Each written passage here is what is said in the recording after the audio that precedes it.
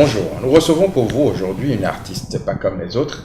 Son nom c'est Coumba Gawlo, elle est artiste sénégalaise, elle est née en 1972 dans la région de Thiès au Sénégal. Elle a démarré sa carrière à l'âge de 12 ans.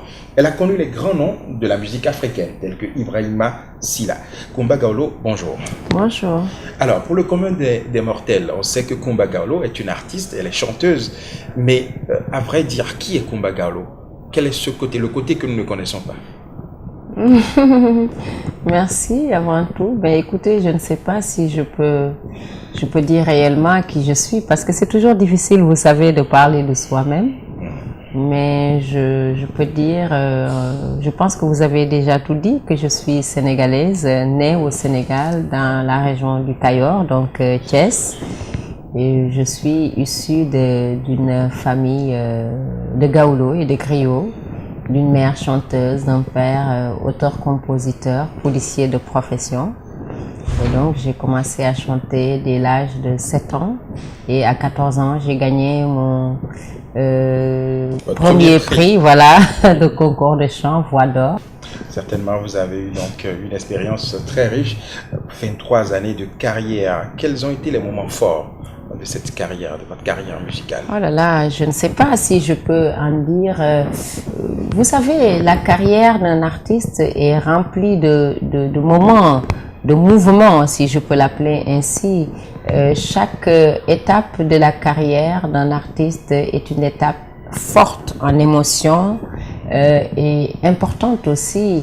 Mais bon, pour en citer quelques-uns, je dirais quand j'ai gagné mon premier prix de chant à 14 ans, bien que j'étais encore une petite fille, je n'avais pas encore la conscience des choses, hein, mais bon, c'était quand même de grands moments. Quand j'ai chanté devant Nelson Mandela aussi, c'était très très fort pour la simple et bonne raison que quand j'avais 14 ans, je chantais pour lui sans l'avoir vu. Et puis comme ça, il n'y a pas de hasard, le destin a fait que je chante la Sun City en Afrique du Sud devant lui.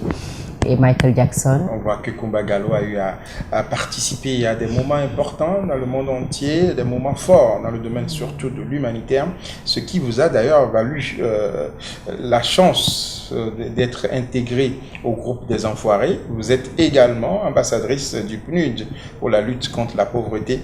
Alors dites-nous, qu'est-ce qui justifie votre engagement pour cette cause humanitaire?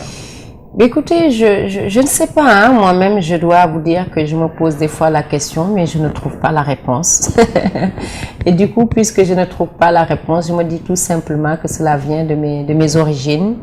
Je suis Gawlo et griot de par ma mère, et les Gawlo et les griots sont des gens qui aiment partager, qui aiment donner, qui aiment mettre l'autre au devant de la scène, lui dire le bien que l'on pense de lui.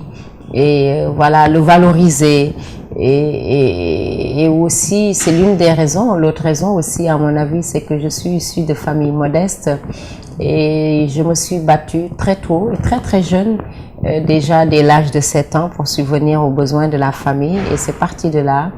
Et avec cet esprit et tout ce que j'ai vécu en moi m'ont poussé à me dire qu'il faut aider les autres, il faut soutenir les enfants.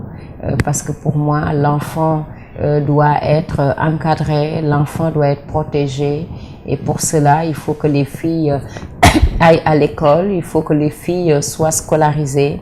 Parce que c'est en amenant les filles à l'école que nous pouvons nous retrouver demain avec des brillantes intellectuelles qui vont se retrouver dans les grandes instances de décision. C'est cela qui certainement vous a poussé à créer votre association. Absolument. Lumière pour l'enfance, Coumba Gawlo. Absolument, parce que cette association en fait a été créée effectivement en 1994.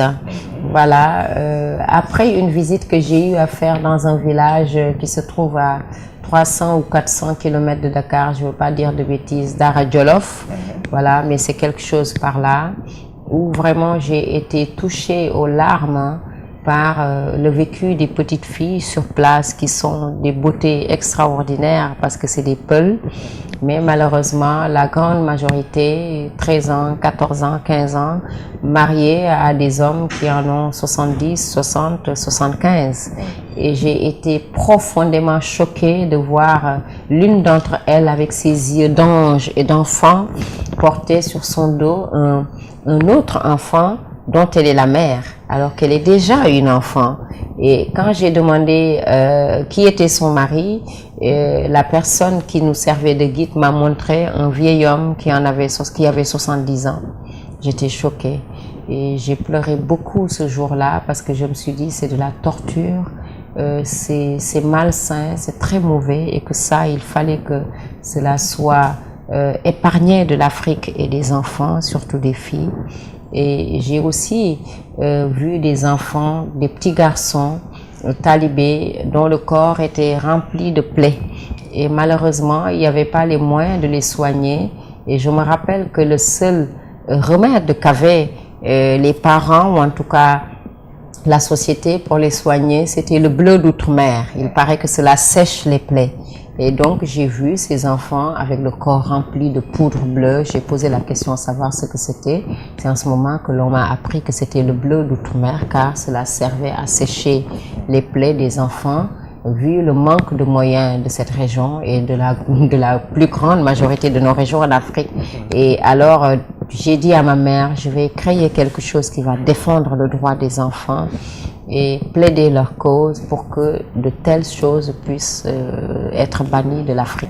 Alors, quelles sont les grandes réalisations qu'on peut mettre aujourd'hui à l'actif de votre association? Écoutez, les réalisations sont énormes, sont importantes parce qu'aujourd'hui, à l'actif de notre association, nous pouvons compter la réhabilitation du centre Mohamedou Mansour Sy de Tivavone.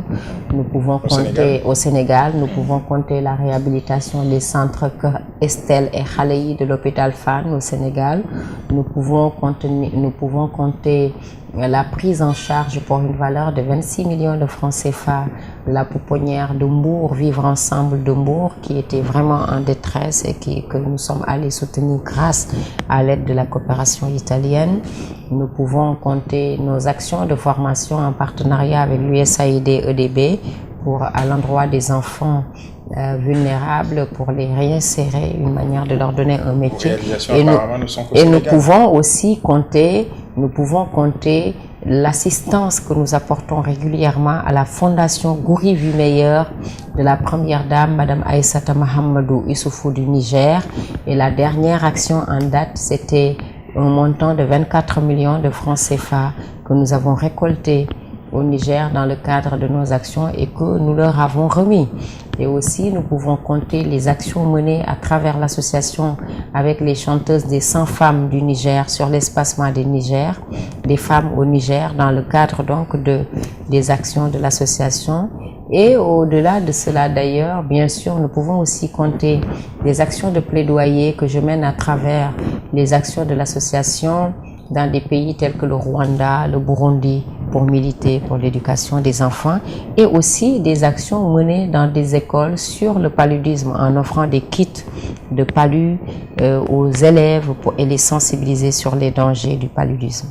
Un quart de siècle dans la vie d'un artiste et justement vous avez sorti un dernier album baptisé 23 ans de succès. Quel est le contenu de cet album?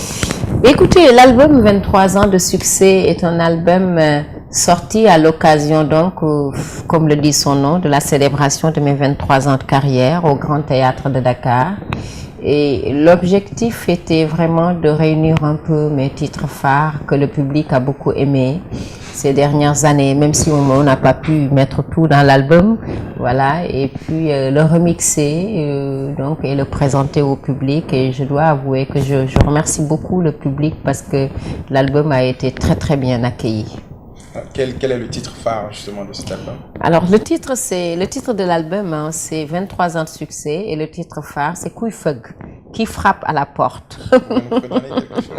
Kouyfeg est une chanson qui veut dire qui frappe à la porte. C'est un duo, un échange entre moi-même plutôt, excusez-moi, et les hommes. Voilà, parce que c'est une chanson qui, comment dirais-je, qui va dans l'autodérision en quelque sorte, qui crée une sorte d'humour et d'échange et de chahut, voilà, entre... Vous voulez dire que beaucoup d'hommes frappent à vos portes, à votre porte? Qui frappe à la porte? C'est la question. Vous savez pas qui frappe à la porte. Voilà, et c'est mon batteur qui est mon percussionniste et rappeur dans le groupe Magaï, qui en rap wolof et sénégalais, voilà, pose la question à savoir qui frappe à la porte. Ben Naka après, parce qu'aujourd'hui Naka entrer, parce qu'aujourd'hui par force je vais la marier. Alors est-ce que vous pouvez nous fredonner quand même qui frappe à la porte? Vous pouvez nous fredonner un extrait possible?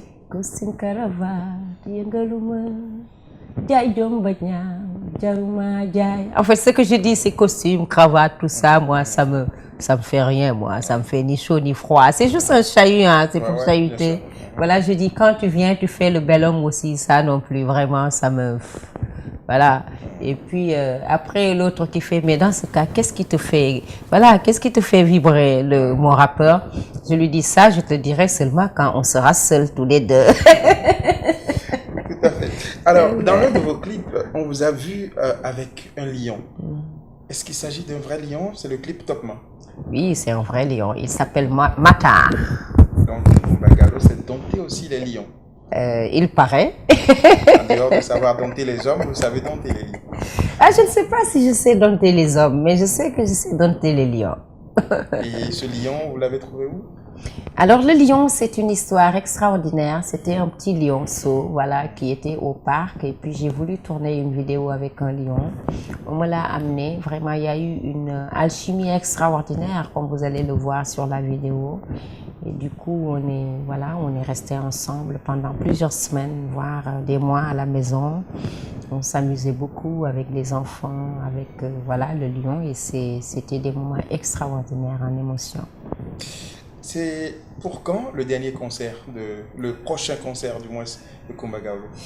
Écoutez, la semaine prochaine, je tourne déjà à Dakar, mais pour Lomé, pour plutôt Cotonou, je vous donne rendez-vous pour le mois d'octobre prochain. Kumba Gawlo, nous sommes pratiquement à la fin de cet entretien. Est-ce que vous avez un mot de fin? C'est vous remercier pour l'invitation, remercier toute la population béninoise de leur accueil chaleureux, remercier la population sénégalaise qui vit au Bénin, voilà, vous dire que je vous aime beaucoup, je vous porte dans mon cœur et je vous remercie d'avoir bien voulu écouter mes chansons, de regarder mes clips et vous donne rendez-vous prochainement les 23 et voilà en octobre 2015 pour le Kumba Gawlo African Tour à Cotonou. Voilà, merci Kumba Gawlo, madame, monsieur, c'était Kumba Gawlo, elle est artiste sénégalaise, l'un des porte-flambeaux du Mbalax. C'est bien ça, n'est-ce pas? C'est bien ça. Je vous remercie. C'est moi.